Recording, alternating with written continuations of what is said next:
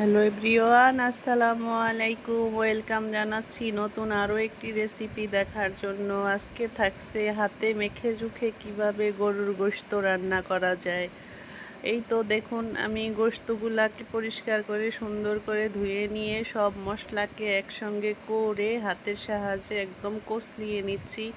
এখানে দিয়ে দিছি আমি পেঁয়াজ, আদা রসুনের পেস্ট, গরম মশলার গুঁড়া, হলুদের গুঁড়া, মরিচের গুঁড়া, জিরার গুঁড়া, স্বাদমতো লবণ, তেল দিয়ে একদম সুন্দর করে কষলিয়ে নিচ্ছি। মাখানোটা দেখে মনে হচ্ছে যে কাঁচাই খাওয়া যাবে, আর এত সুন্দর ঘ্রাণ এসেছে। এই তো আমার মাখানো শেষ। চুলাটা অন করে দিয়ে ঢাকনা দিয়ে ঢেকে দেব। আর এর ভিতরে আমি কোনো ঝোল দিব না, ঝোল ছাড়াই আমি রান্না করব।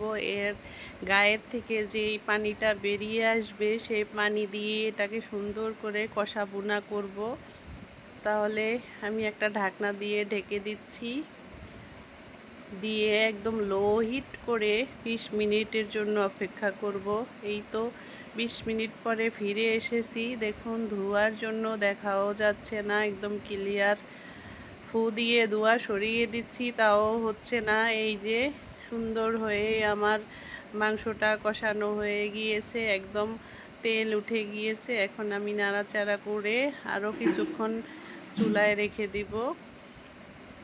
তো এভাবে করে চটজলদি করে আপনারা গরুর গোশত এবং মুরগি, হাঁস যেভাবেই এইভাবে করে রান্না করেন না, খুবই ভালো হবে।